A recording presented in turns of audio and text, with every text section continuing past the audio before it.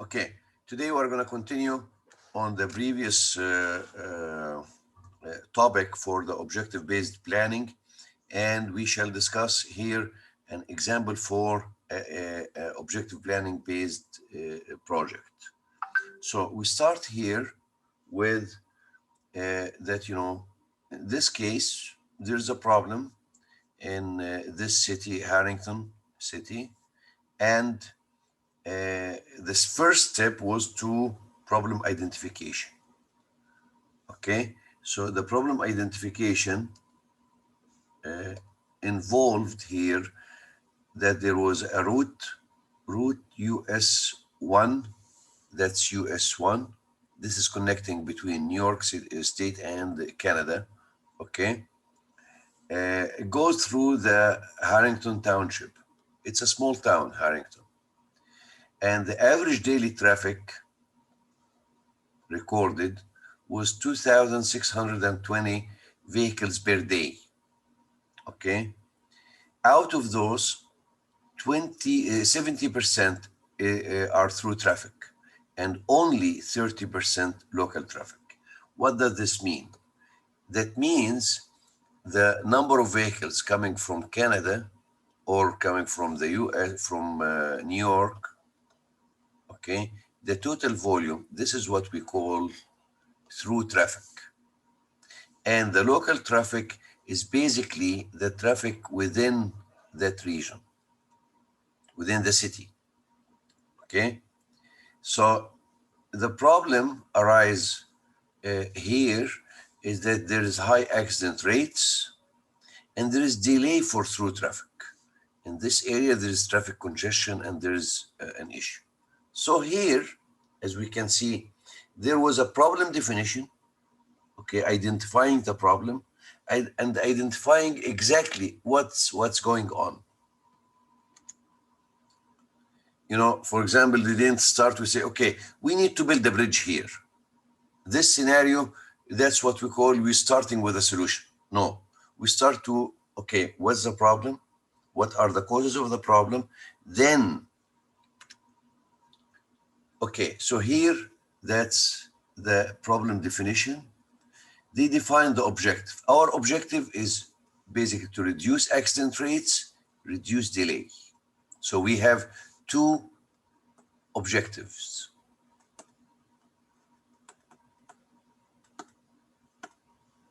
Okay, so what are the causes of the problem? The causes of the problem that there was a narrow bridge, okay, on US A1. The bridge here is narrow. That's a river, the line here. And poor horizontal and vertical alignment of the road within the down center. The horizontal alignment and vertical alignment for the road here, okay, is not good, poor. And there is a dangerous intersection where US1A and US1 meet. At this point, there is a dangerous intersection, okay? So these are the problem causes. These are the problem contributing to the delay and to the accident rates. So how can we measure the effectiveness of a solution? We're going to measure the effectiveness of solution in terms of accident rates, how much reduction will result in that solution, travel time, how much reduction in travel time will be measured, and the construction cost, how much this solution will cost us, okay? So this is going to be the performance measures or the measures of effectiveness. Okay, in this step, that's the third step, searching for solution. So we come up with alternatives. So the first alternative was to make a shortcut from here. So that was an alternative 3 and alternative 4. And alternative 4 involved building this bypassing. So this way we are bypassing, okay, the traffic, away from the city. And by the way, this bridge already existing. That was the original bridge here. But this is, a bigger picture. The second alternative was to, renovate or build this, high accident section, reconstruct the old road, basically rehabilitate this road. And the first alternative was just bypassing from this side and adding a new bridge. So we have 4 alternatives. And as we can see, let me just repeat this again.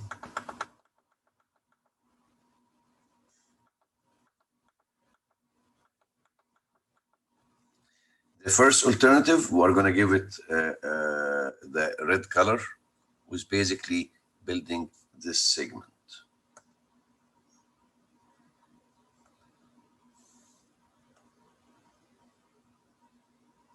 That's alternative 1.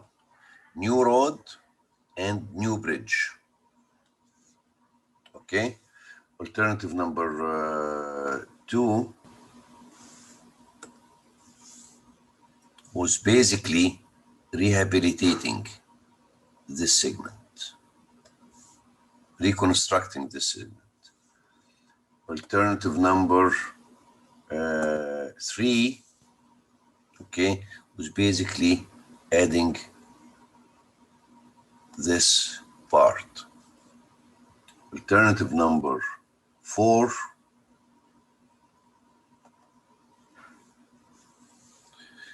comprised of having this bypass and also, making this shortcut. Okay. Then once we came up with the alternatives, we conduct, simulation and modeling.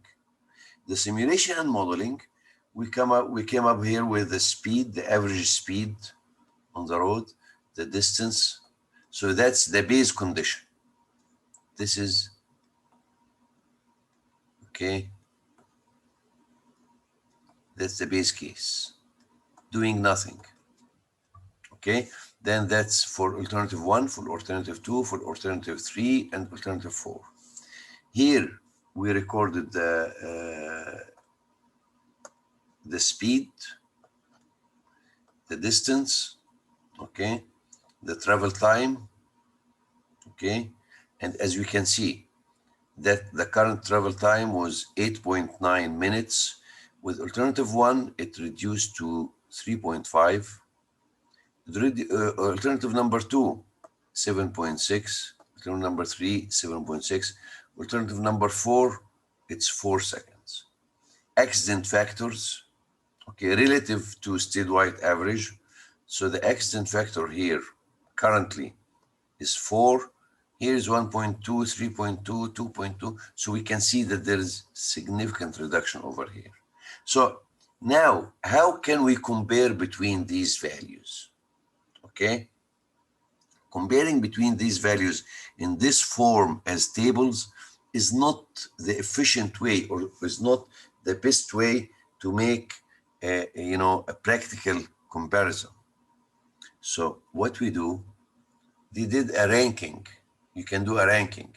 For example, for each of those alternatives, okay, there's going to be a ranking for which one is number 1. For example, in this criteria, the travel time, which one is number 1? This is number 1. And this is number 2.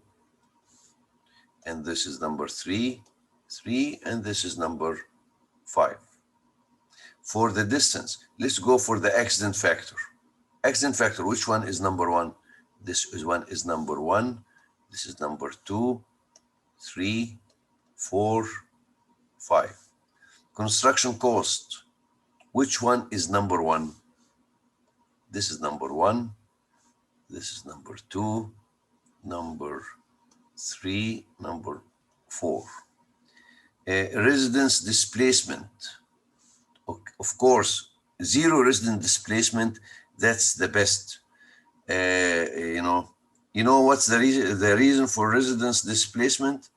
It means that you need to acquire right of way, you need to buy land.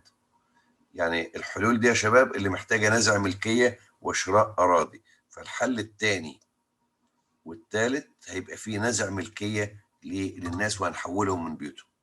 تمام؟ فof course this is number one, number two, no, I'm sorry, this is number three, this is number four.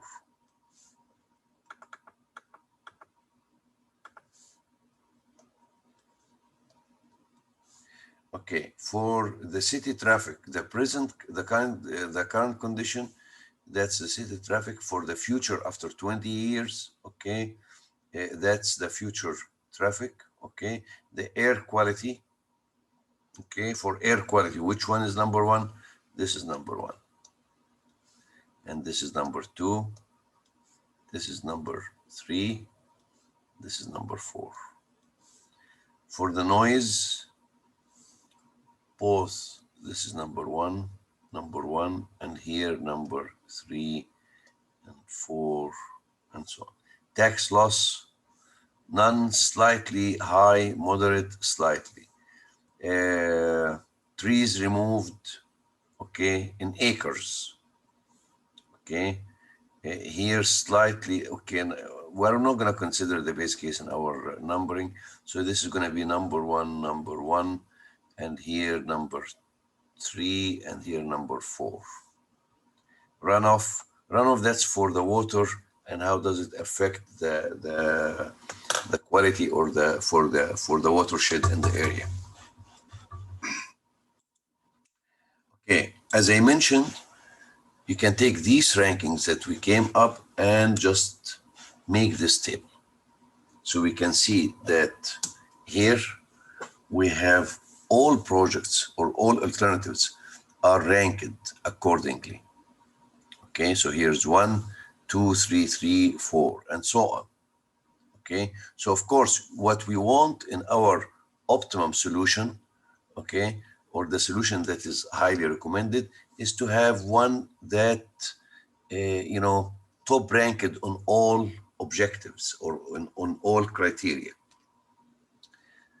So if we draw the travel time, okay, versus cost, of course, travel time reflects delay. So that's the current condition, existing condition, okay. Of course, 2 and 4 here are relatively much better than, 1 and 4 are much better than alternative 2 and 3, because alternative 2 and 3 are almost similar to the current condition. So with 2 and 3, there is no significant improvement, okay?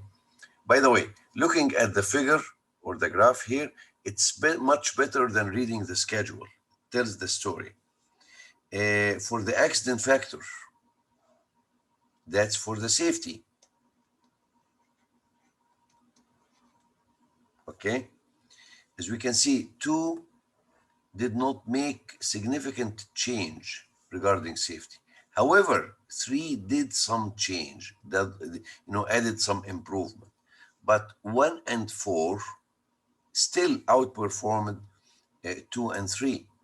However, 4 here is the top. So if we were to make a recommendation, we would recommend either 1 or 4. But remember that, for example, here, 1 and 4 are on the same line of budget. However, number 3 is in a different level of budget, okay? So it depends on the budget and, the decision makers, how much they can allocate or budget for. So of course, on all aspects, alternative number 2 is ruled out. Why? Because it costs the same and there is no significant improvement from the current situation. What was alternative number 2? That was alternative number 2, which is basically reconstruct the old road.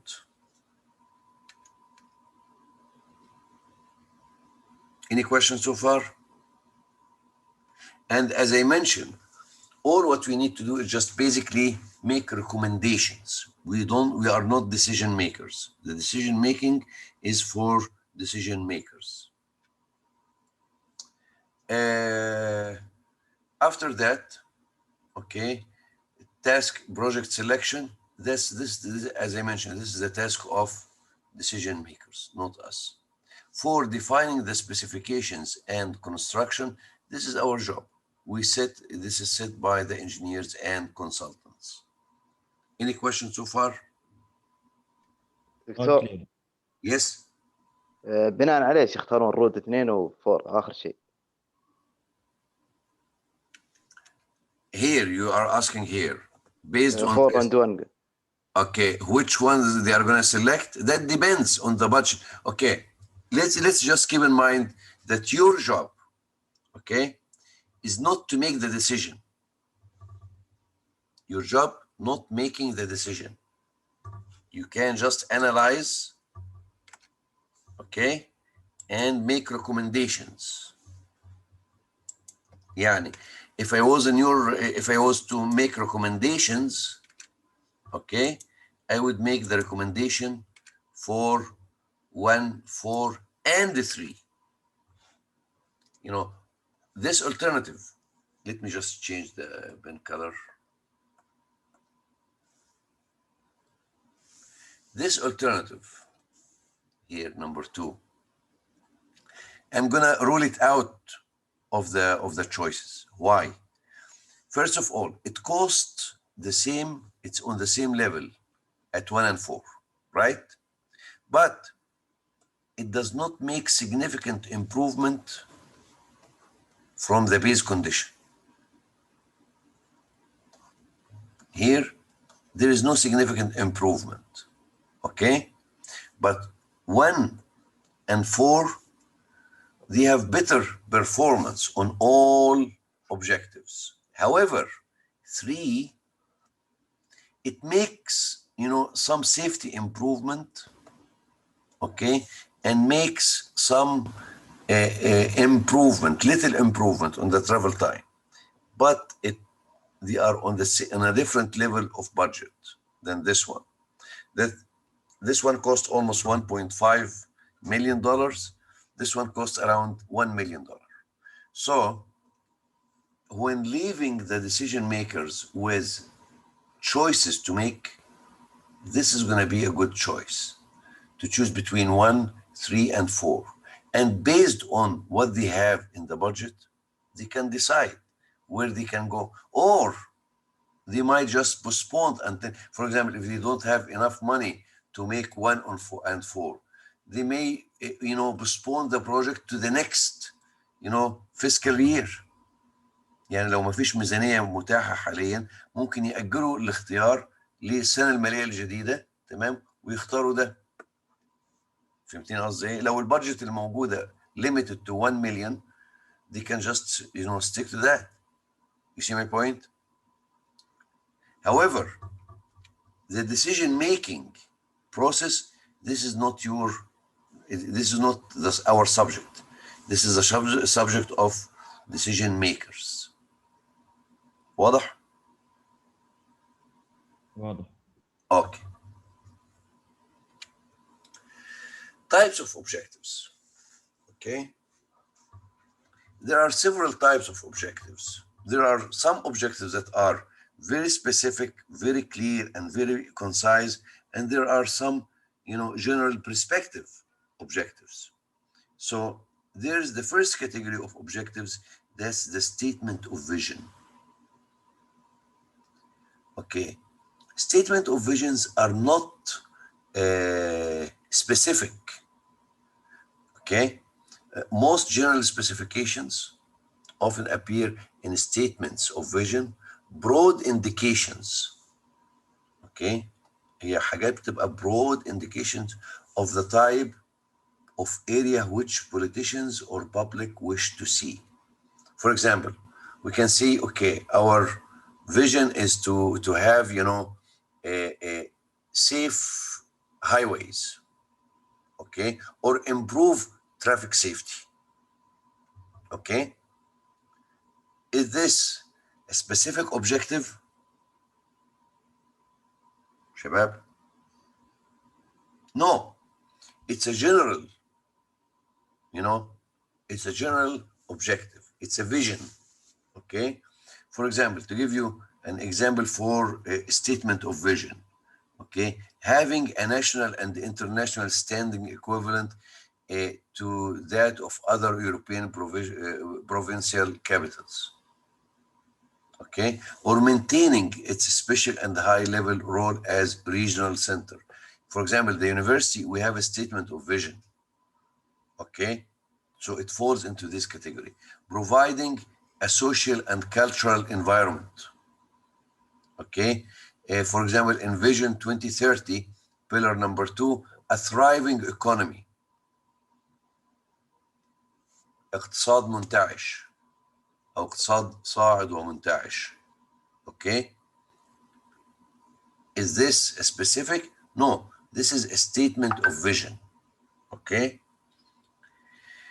these broad statements, basically, it doesn't say anything about the transport itself. Instead, they raise the question. Okay, يعني انت لما تسمع مثلا this statement of vision, then we have a question now. How can we fulfill this vision? How can we, make this vision a reality? Okay, so the answer to these questions help to specify the higher level transport policy. We have the higher level objectives. Higher level objectives, these higher level objectives sometimes referred to as aims or goals. Goal. تمام؟ يعني for example, for safety, we can say that we have a goal at 2025, we have 0 accidents or 0 fatalities. Maybe we have accidents, maybe we have injuries, but we need to have 0 fatalities, for example. That's a goal. Okay, and by the way, some countries, they have achieved, I think in Sweden they have achieved something to that or close to that. Okay, so that's a higher level objective still, but it's a little bit more concise than a statement of vision. Okay, then we go from the higher level objectives. That's an example for enhancing, okay, traffic safety. Okay, so that's a level 3 objective. Okay, that's a more specific, and it comes from improve living in Saudi cities. Okay, and this it comes from that vision: offer a fulfilling and healthy life. Okay, so in order to fulfill this vision, we have to go to improving livability in Saudi cities. We have to, part of this, in order to achieve this goal, we have to enhance traffic safety. Okay, but again, does this high level objective specific? No, we have to specify it. So we go to level, level 3, which is basically quantified objectives. Quantified objectives, we specify numbers. So these are quantities. Quantified objectives may indicate requirements. For example, to reduce fatality rates due to car accidents by 50%. يبقى في حاجة نقيس عليها, something to measure at. Okay, but here, there is nothing rigid to measure at, but we use the derived, okay, quantified objectives to measure with regard to. Okay, they provide a clear basis for assessing performance. دي بتستخدم عشان نقيس حققنا قد ايه. تمام؟ يعني for example, in traffic safety in the kingdom, each year we measure how many fatalities, what is the reduction in fatalities.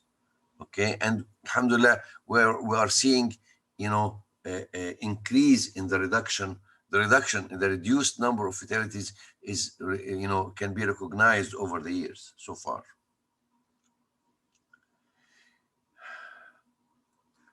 Then after that, okay, basic solution specific objectives. These are a set of objectives that are based on solution, or it's for specific solutions. It's important to avoid specifying solutions within the objectives. تمام زي ما قلنا في الأول. We don't start the problem with objective. تمام. بس قالك هنا where decision makers or interest group wish to introduce general objectives such as to impose physical restrictions on car use, okay, it's preferable to ask why the solution is being proposed and what is what it's designed to achieve. في الحالة دي يبقى لازم احنا نتساءل اوكي ليه احنا بنحط السولوشن specific objectives. طيب كده يبقى احنا انهينا. This way we are done with first module where we were just talking about the basics for transportation planning, types of objectives and so on. Any questions so far in this module? Everything's clear, inshallah. Inshallah. Shukran. Okay. Then we will move to module 2, which is basically the transportation planning process. Transportation planning process. What do we mean with the transportation planning process? The definition say it is, it's the process that involves the evaluation and selection of highway or transit facilities to serve present and future land uses over the planning time horizon. Okay, that triggers an issue, which is the time horizon. What do we mean with time horizon? There are two,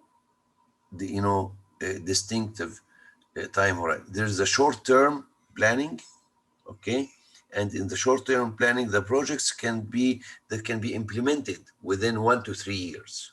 It's not something strategic, okay, and are designed to provide better management of existing facilities by making them as efficient as possible.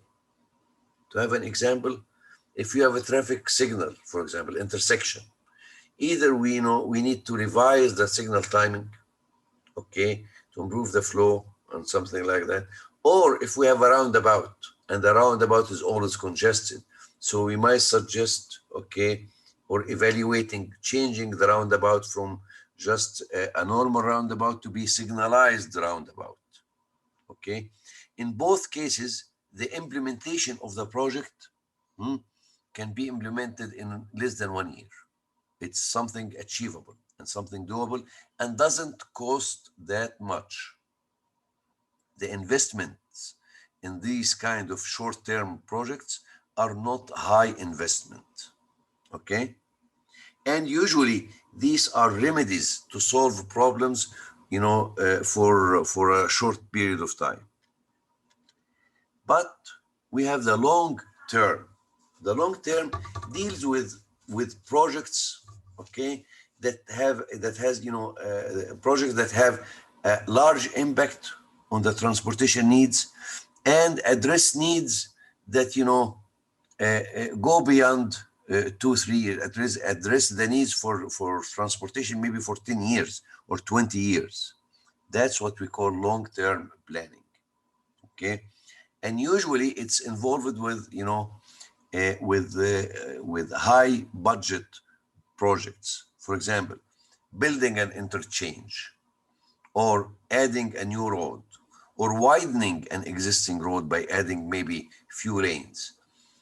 These kind of projects are long-term projects. So now, just to have to reiterate on this, short-term or time horizon, either short-term or long-term. Short-term, these are small projects, 1 to 3 years. Long-term are large projects, affects needs for up to over 20-year period. This is long-term time horizon. Okay. The first step the first step we have to do in conducting our transportation planning, first of all, we have to identify our study area, because now we are living in a world that is connected. So when we are talking about, we need to improve, traffic safety. The first question, okay, where? Is it for the kingdom? Is it for the eastern part of the kingdom, the eastern province, for example? Or is it for, the metropolitan, the Dammam metropolitan area? Or it's for the city of Dammam? You see my point? We have to understand our scope of the work. Okay, so here the study area identification, it's basically the boundaries of the study area should be identified, okay, and then divided into transportation analysis zones, TAS. Okay, however, the study area could be on the national scale or regional or metropolitan area, city, or even down to a neighborhood, scale. For example, if we are modeling, on the national level, then we are going to have Riyadh, for example, Mecca, Medina, Jeddah, Abha, Jizan, okay. By the way, Dammam will be Dammam, Khobar, and Zahran. We are not going to go in details, and maybe here Tabuk and so on. We're going to focus on the major cities and the major highways. The model will be connecting between, these major, highways, measures, and the major cities and metropolitan areas. If we go down to, regional level, then at this point we are going to include not just the highways, we're going to include, other connectors that are relevant to the area. And for example, here we're going to have the map by itself, Khobar, Zahran, Gig, this is Hafuf, this is Hassa. No, Hassa here, okay. And there's, and there's Jubail. We are going to include these separate as, nodes. So it's the major highways and the rural roads, major cities as well as small cities. If you go to smaller size, okay, so now we are focusing on this area, which is basically the Dammam metropolitan area. So that's Dammam, Sayhat, Anak, Qatif, Tarot. We're going to go into, maybe Dammam going to be split into 2 zones, for example, or 3 zones. Okay, Sayhat maybe in 1 zone, Anak 1 zone, Qatif 1 zone, here Thugba, okay, and here Zahran. So that's the scale of the zones we might end up with, okay. And here is the Dahya, okay, that's a separate zone by itself, and so on. So here we consider the major highways, the rural roads, and the major arterials. We don't go into the street collectors. Major cities, small cities, major neighborhoods. As I mentioned, in the map, we consider this Idahat al-Malik Fahd as, as a zone by itself. And we can go to the, small city or the city by itself. So here we are limited to city of Dammam.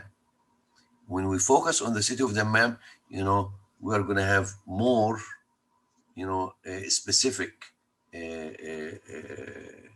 zones.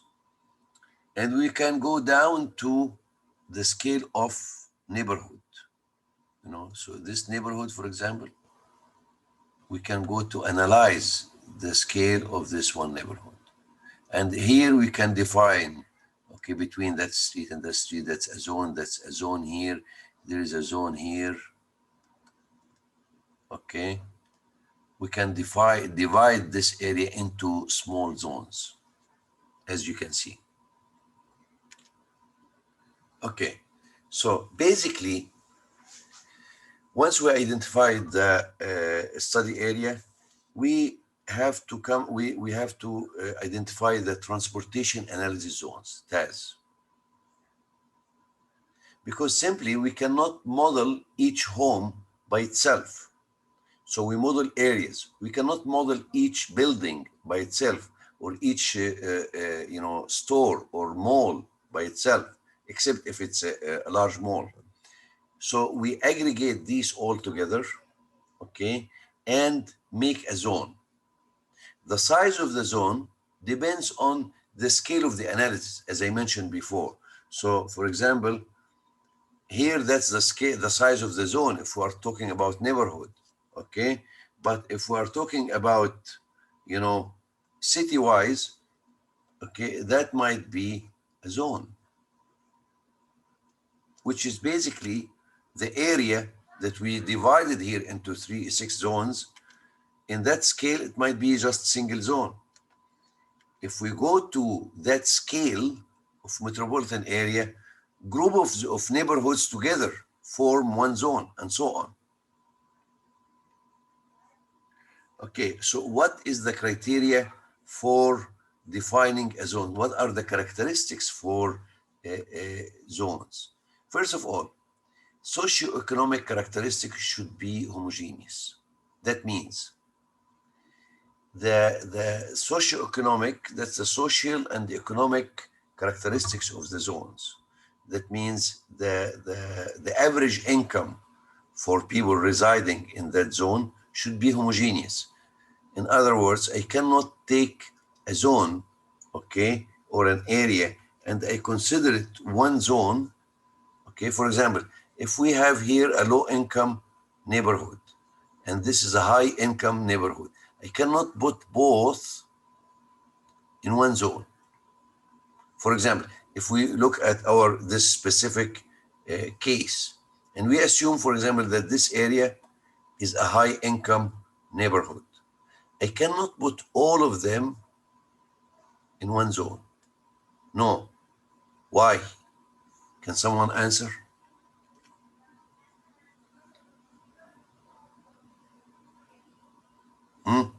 Shabab? Because they're different, Doctor, from zone to zone, the capacity of the building.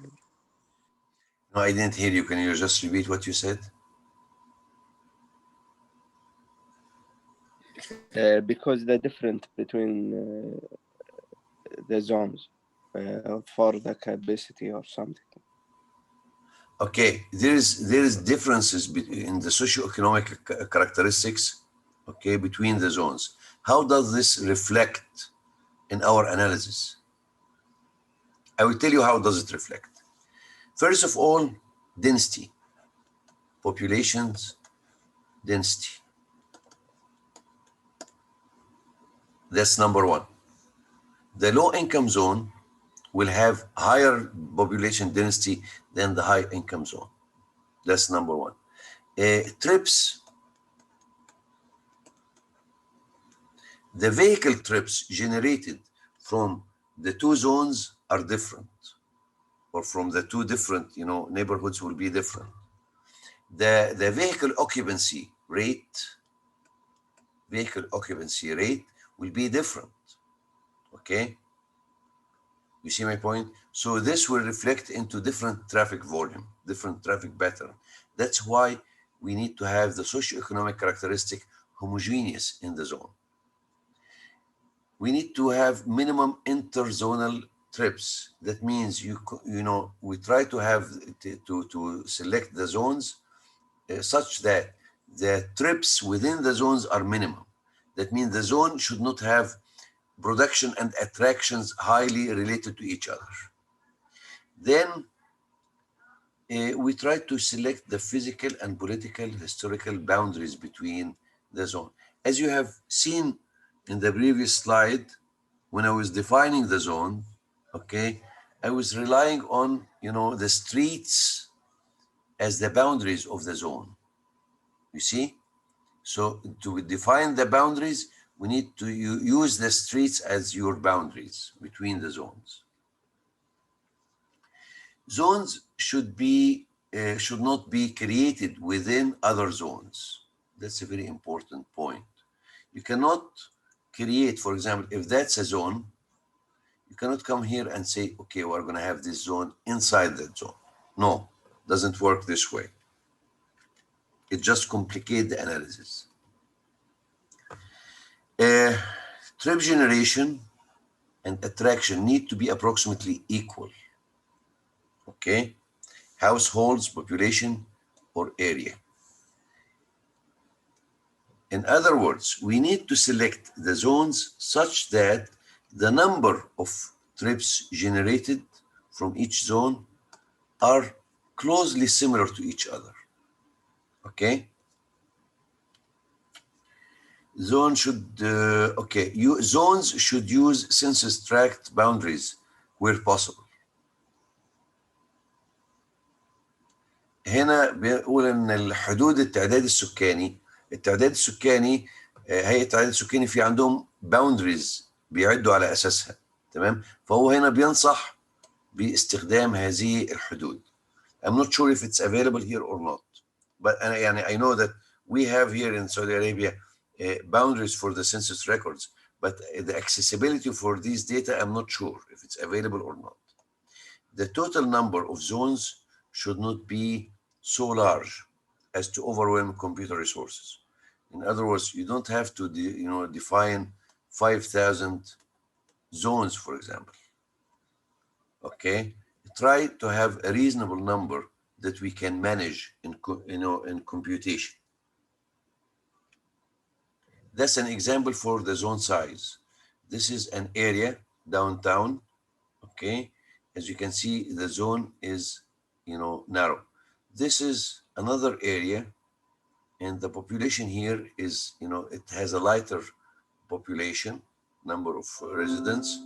Okay, but the area is greater, but the number of trips and the population is almost similar here, and the same here. This area, for example, is sparsely populated, so you see the size of it is larger than these small size. So in other words, we try to maintain to have almost the same number of people in each transportation analysis zone. And as I mentioned, here we have defined the boundaries of these zones on the streets. Then the trips of all people in that zone are aggregated at what we call zone centroid. And from that zone centroid, we have links. We call these links dummy links that connect to the network. Okay? Okay, data collection. In order to do this modeling, we need to have data collection. How can we conduct the data collection? First tool that we need to use is basically surveillance and GIS, the Geographical Information System. Most of these data are available on the GIS, okay, and you will have it in different layers so you can utilize it. Then for each transportation analysis zone, okay, the following data must be collected. First of all, population and the transportation infrastructure. When we talk about population, we're talking about the geodistribution, the employments, the economic data, the origin and destinations. Okay, guys, we are going to take a break now and we will be back at 3. That's all right? تمام إن شاء الله.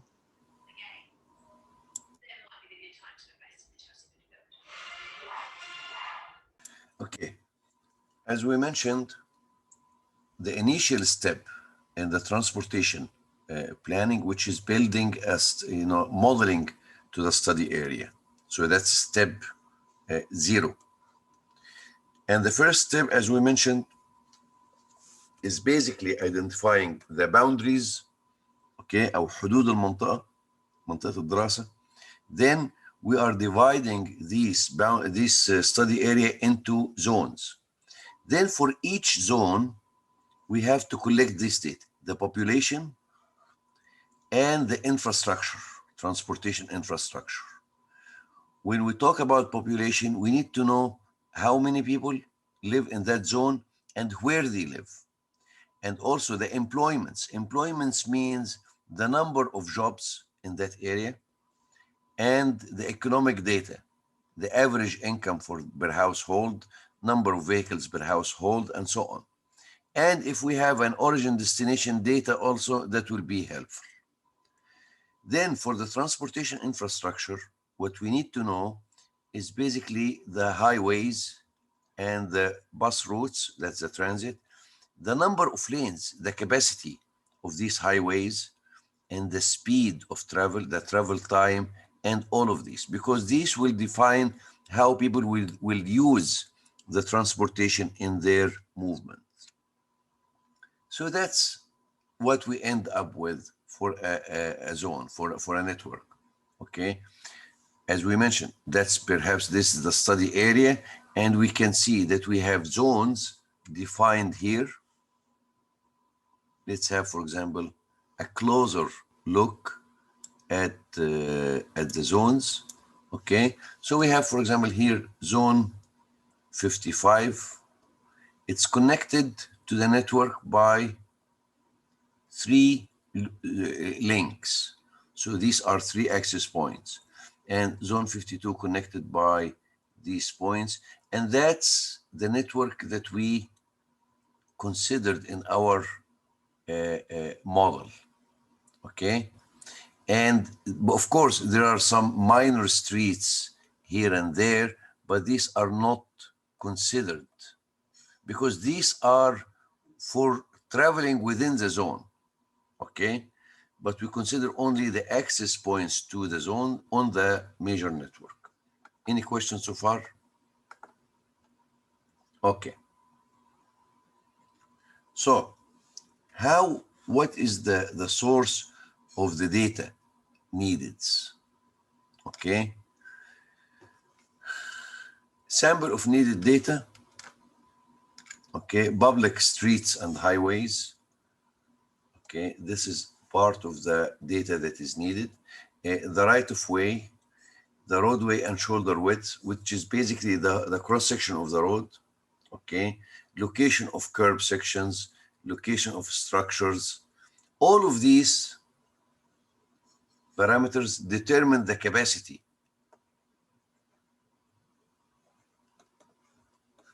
And as you will learn in future courses, the capacity of the highway or the traffic facility determines the travel time or influence the travel time, especially if the demand volume exceeded that capacity, okay? And one of the key issues and the important issue data pieces that you need to get, which is basically this one. Land use and zoning control.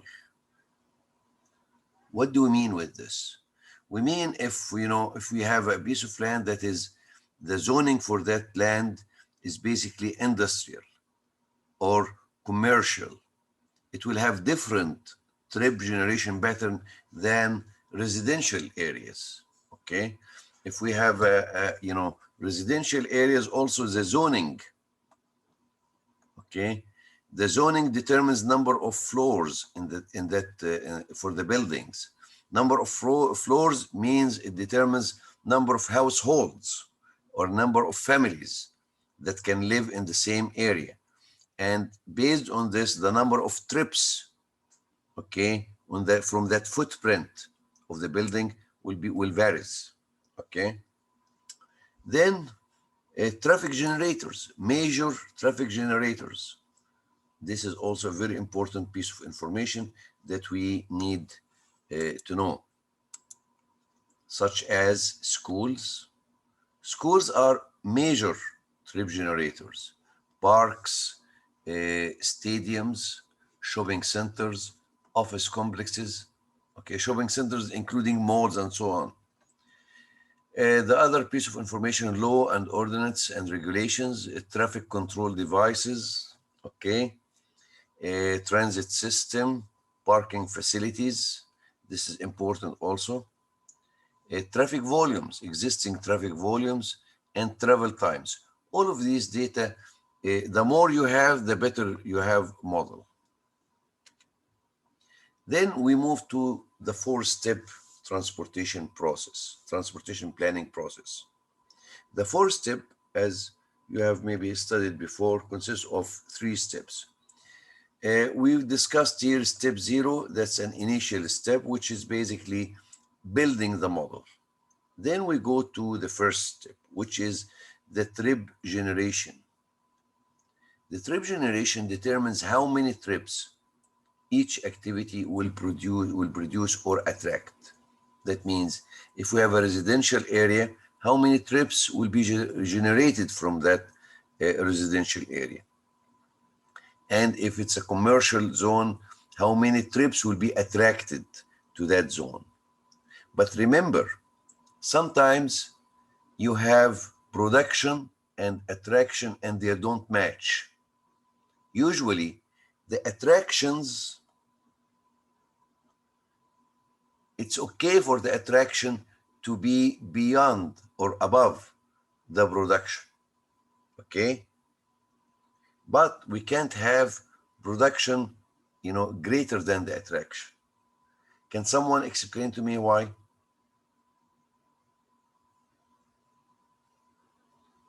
And please, before speaking, just say your name so I know who is participating.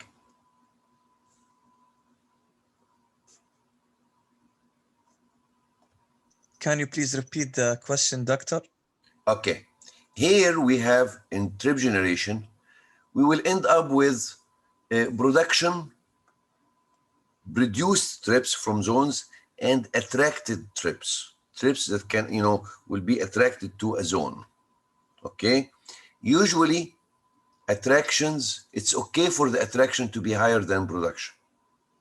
But production, we must respect the production. The attraction can be higher than the, why? And when does this happen?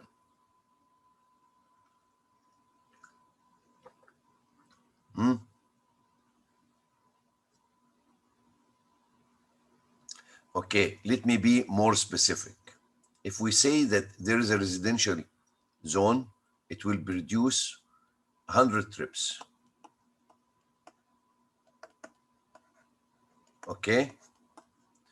Why? Because we have this number of households and so on. But for a commercial area, it can attract 200 trips. Does this mean that there is 200 trips must go to that zone or to that commercial zone? No. Excellent. I think some of them just pass by the zone. Okay, so why no? Why not? Because the zone, for example, if you take like the Suez Canal, not all the ships stay there. Some of them are just passing by. Okay, now you are talking about something totally different scope. You are talking about global scope. Okay, that's a different story. The Suez Canal and the maritime routes, okay, and stuff like that. That's totally different than our scope here. Okay, but that's a good addition, by the way. Okay, what we are talking about here, it's basically transportation planning for urban areas, for cities. Okay, so let me ask you a question. Number of attractions depends on the area of the shopping center or the mall. Okay, right? Number Right. of trips that can be attracted does not guarantee that you will have 200 trips going to that zone. Simply, it's an opportunity to go there, but not necessarily people will go there. Maybe they have other alternative, okay, to go to. However, the trip generation, this is, the number of trips produced out of households, this must be respected. Why? Because we have solid information we have physical homes, we have people, and people will go and make the trips. So the production is usually the driving force. The attraction, it's an opportunity for attracting a trip. You see my point? Is it clear now? Shabab? Yes, doctor. Yes, Okay. doctor. That's good. Then we go to trip distribution. As we mentioned, we have a group of, zones. Each zone will have production and attraction. Then we need to decide which production will go to which attraction. Okay? That will depend on different issue, the different, of course, people will try to go to the nearby zones. Okay, there is models for this, and we will discuss it in the step number 2, which is basically something like gravity model. Okay, and the third part is basically the model split. Model split, what we mean with model split, okay, not all people will go from this zone, for example, this number of trips between these two zones. How people will go from here to there, okay? Are they gonna go driving their cars or buses or subway? That will depend, okay? If we have a bus service connecting between that origin and destination, and if we have a subway or other alternatives, and it will depend also on the travel time and the cost of parking there and so on. So this will have this step is called model split, okay? And the model split is determined by something we call utility function. We will discuss it later in the course, okay? Then step number 4, which is basically assigning the trips to the network. After that, we have what we call traffic demand forecasting. We can tell that the number of vehicles on the road will be, these numbers. Clear, ya shabab? Clear, doctor. Okay. Clear. So here, that's a skeleton explaining the process. So we have here the land use and travel characteristics. That's what we call step 0. I'm sorry.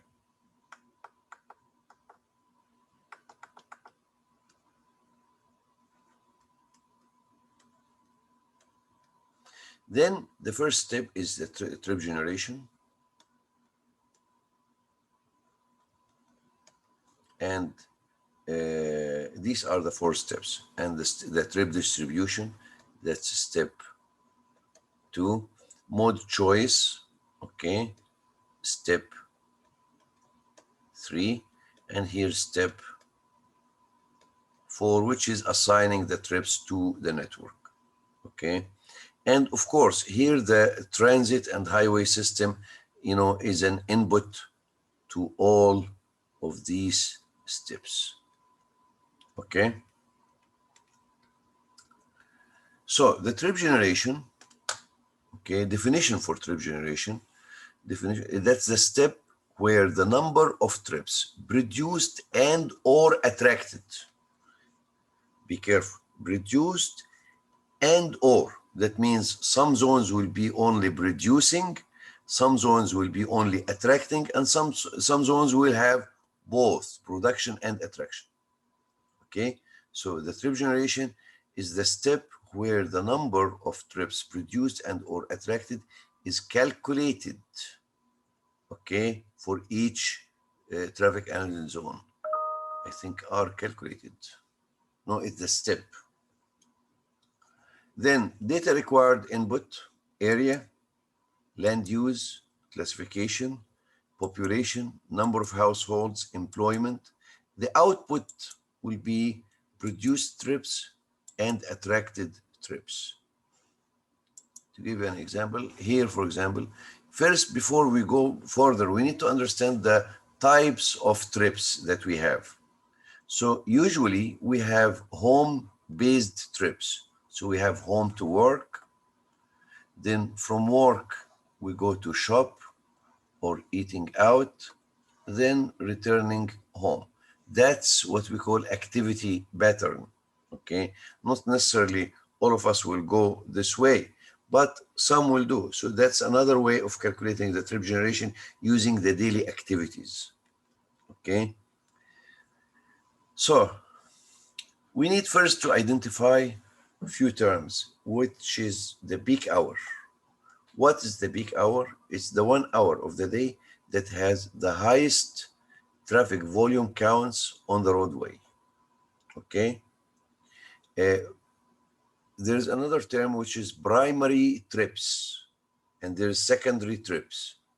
Primary trips that go directly between or from the primary purpose of home, work, and school. As we mentioned, the primary origins of trips is from home or work. Work, also school. Those are primary, origins and destinations. Because every day we go from home to work, and every day from home to work or from home to school. Okay, but we don't go on daily basis. Okay, from home to shopping or from home to eating out. Correct. So those are called primary trips. And there's the secondary trips or linked trips. The linked trips, okay, the remaining trips are all secondary trips. Okay, one or more stops along the way to primary destination. There is the Best Buy trip, okay, a trip that is deviated from the roadway, okay, to a side of for a stopover, okay, to sites such as a retail establishment, bank, restaurant, and so on. Yani, while you are going مثلا from work to home, on the way you stop by a shopping center to buy something, then you continue to home. This is a Best Buy trip. There is another issue or another definition, trip generation rate. What do we mean with the trip generation rate? Basically, it's the number of vehicular movements for a land use category within 24-hour period. This is expressed as the number of trip ends per unit of physical land use parameter. This is very important, by the way. Trip generation rate. Each land use has a well-defined trip generation rates. Okay, for example, each square meter in a mall has a trip generation rate. Each square meter in a restaurant will have a specific trip generation rate. Each square meter in a government building, okay, will have the same. For schools, each square meter per area, it's calculated per area.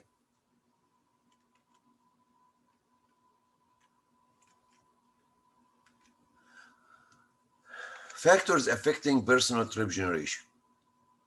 What are the factors that play a role in determining the number of trips generated by a person? First, income. Okay, and it makes sense. Basically, the more money you have or the more money you earn, okay, the more trips you will do. Vehicle ownership, and this is logical. If you have your own vehicle, you will have more trips. But if you are, using a taxi or using public transportation, then your trip rates will be lower. Household structure, okay, and the family size. For example, if you are single, it's different than being married with no kids. It's different than having maybe married and having 5 kids. Of course, your trips will be, proportional to the family size. Additional factors are value of land and residential density and accessibility.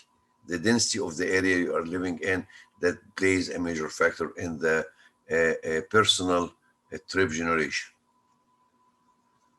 Factor affecting a freight trip generation. Freight here we mean freight trip generation, that's the trucking and خدمات الشحن يعني. A trip generation modeling, in addition to personal trips, freight trips are also of interest. Freight trips are influenced by number of employees, number of sales, and area of commercial firms. يعني خدمات الشحن بتتوقف على number of employees, number of sales, and number of commercial firms in that area. The last one, or the trip purpose.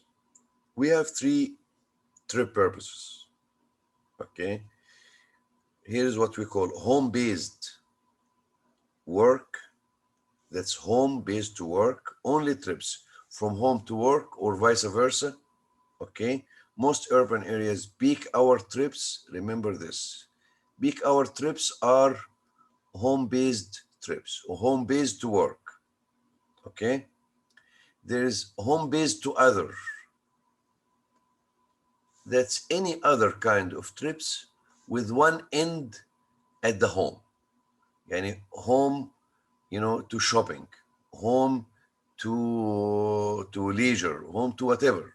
This is called home-based to other. And there is non-home-based. Any trip that does not either come from or go to a home. This is non-home-based. For example, we have home to work, H2W, HWH. These are home-based,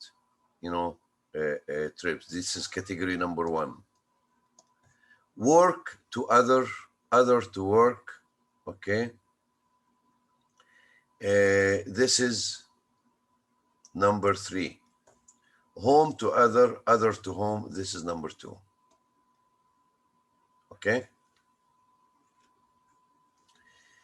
How to determine the trip generation rate for residential areas?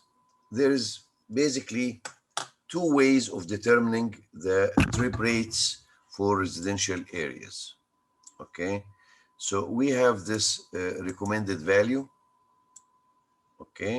But this, which is basically number of trips per household per day. That's T.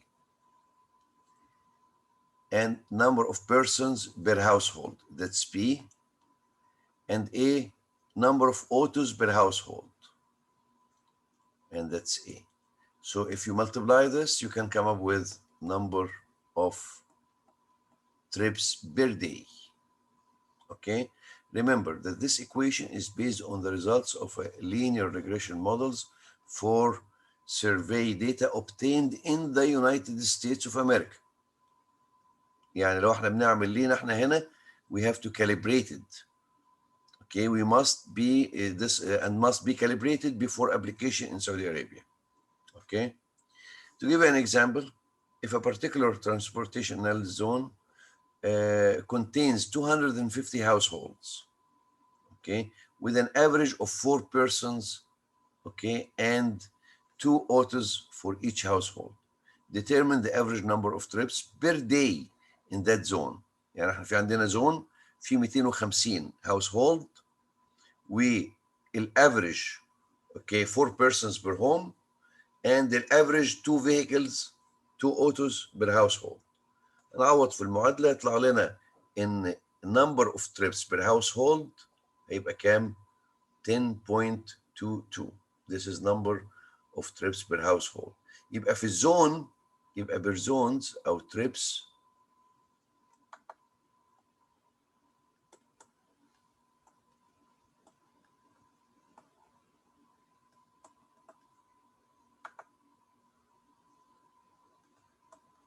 هتساوي كام؟ ال 250 هاوس هولد في 10.22 هيطلع لنا تقريبا 2500 trips bear this zone. واضح؟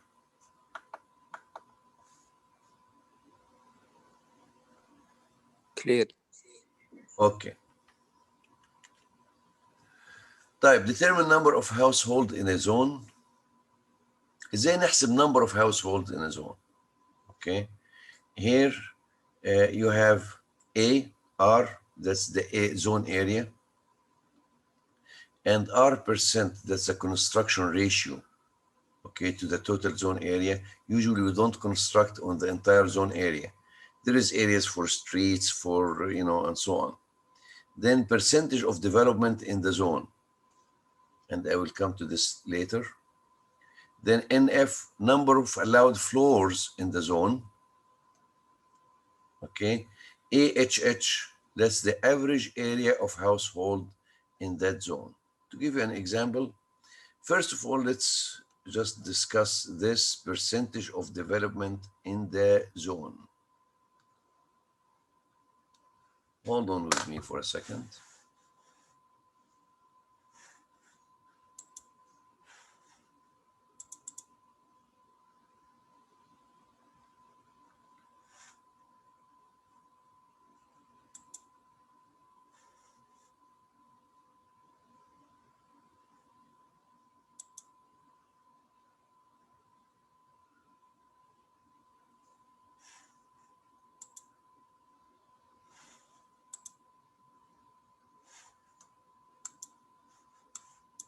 Okay, let's just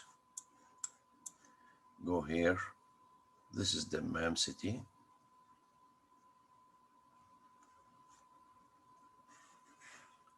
This area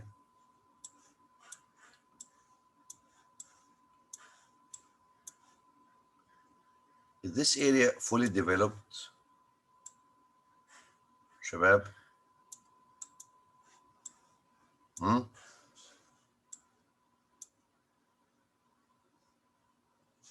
Here we have areas that are not, you know, for example, if I consider, okay, this is as a zone. Let's do this. If we consider that this one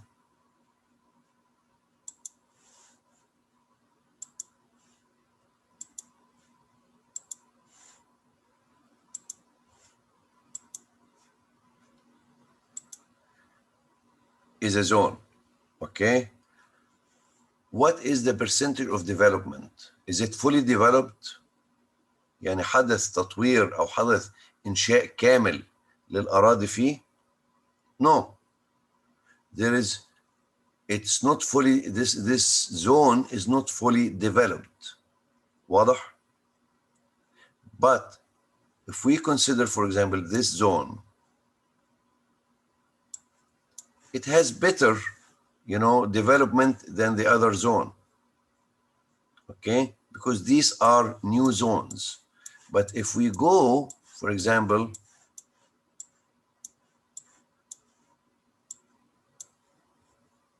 this zone, this is Hayy al-Badia. If we define, for example, this to be a zone by itself here.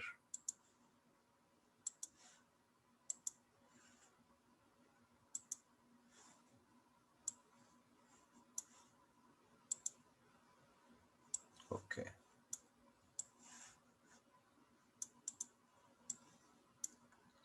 As you can see, most of the areas are constructed. There are some, you know, some land some pieces of land are not built yet, okay? But maybe these are classified as, you know, garden or some other land use. But here, the development is almost 95%, okay? For example, I know this should have been constructed, or this could have been constructed, but it's not. Or here, for example, okay, there are some small spots that are not built yet, okay? But compared to other, maybe this one is 95% developed. So that's what we mean with a percentage of development. Clear يا شباب؟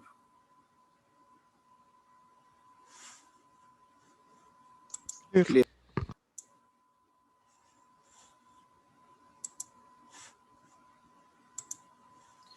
Okay, so that's what we mean with the percentage of development. So we have an example here. This example, say if a particular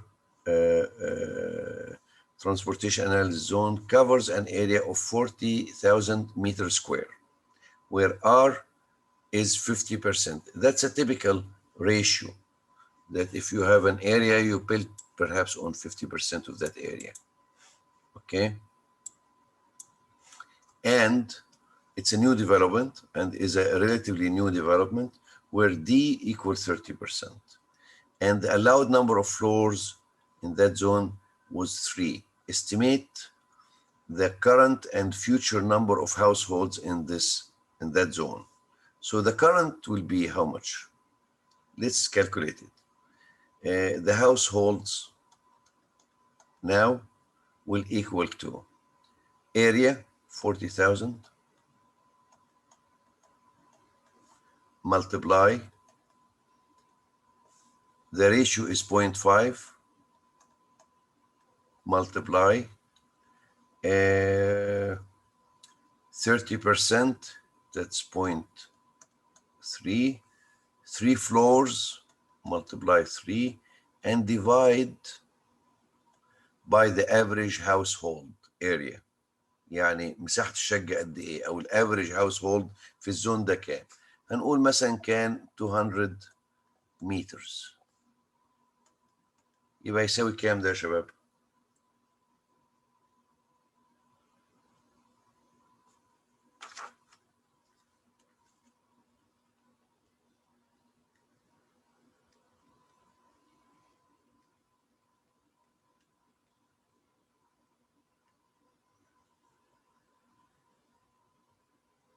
ده يدينا 90,000 or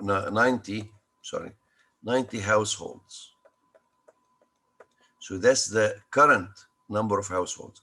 Okay, so that's for the current ratio, which is 30% development. 100% development will end up, will result in the following number will be 90 divided by 0.3.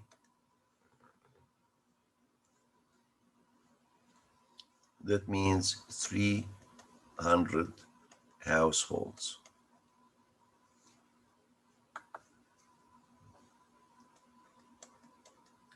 That means currently we have 90 households as trip generators.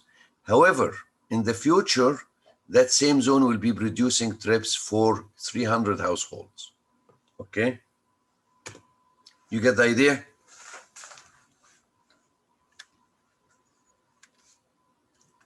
There is another approach. Yes?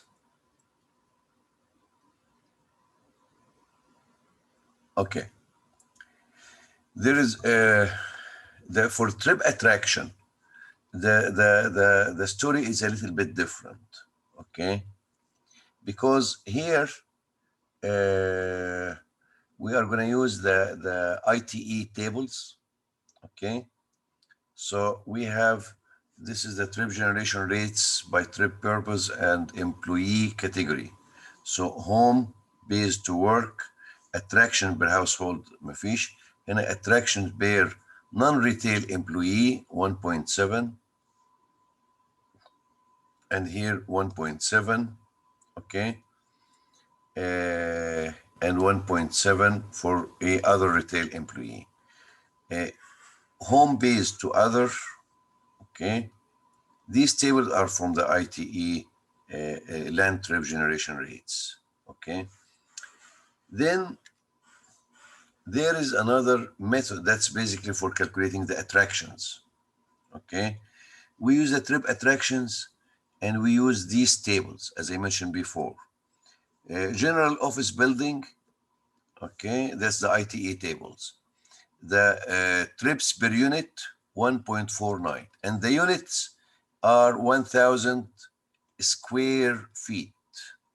1,000 square feet is equivalent to 90 meter square. So that means if you have an office building, okay, you calculate the total office area in that building and divided by 90, then multiplied by 1.49. You get the number of attraction trips, okay? Corporate headquarters, okay? Single tenant office building, okay? Medical dental office building, okay? Perhaps for the medical dental, you have more trips, but remember that these trips, they have shorter duration, okay? For example, post office, for each 1,000 square foot, you have 11. And it makes sense because people, they stop by the post office on their way, okay? Office parks, okay? And so on. So these tables are available for different facilities. But again, these tables or these values are for, are based on the US data. So if you want to apply it here in Saudi Arabia, you need to calibrate it and make sure that these numbers reflects, our trip attraction pattern. Then after the trip generation, we need to do the attraction. As I mentioned before, if you add the attraction here, okay, the attraction here will be how much? I think this will be 1,600. And the production will be 1,200. Again, as I mentioned before, these attractions are trip opportunities, okay? So we have to balance those attractions. So when they add up, they add to 1,200. How we do that? We basically, we multiply each of these, okay, by the ratio, which is 1,200 over 1,600. So we end up with these values, right? This way we have the production and attraction balanced. And we understand why they are not balanced to begin with, because those are based on solid information, okay, number of people and people making trips. But the attractions are basically trip opportunity that you might, attract this and you might not attract that trip. Clear؟ أي سؤال يا شباب؟ Okay. Then balancing non-home based, okay, again, the same way that we balanced the home-based work, okay. It's basically both must be balanced, okay. Then after that, we go to the trip distribution. The input for the trip distribution must be what's generated from the trip generation, the trip production, trip attraction. Those are the inputs, okay, that are needed for the trip distribution. The trip distribution, as I mentioned before, it distributes the trips from between the production and attraction. And we will be using this model, which is the gravity model. And I'm going to stop here and we will continue inshallah next week. Okay, ya shabab? Anyone has any question or something? Okay, let me just check again on this guy that he was reported absent.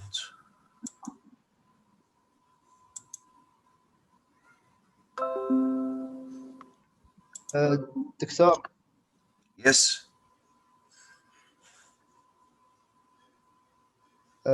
can I talk to you after the lecture finish? Okay, hold a second.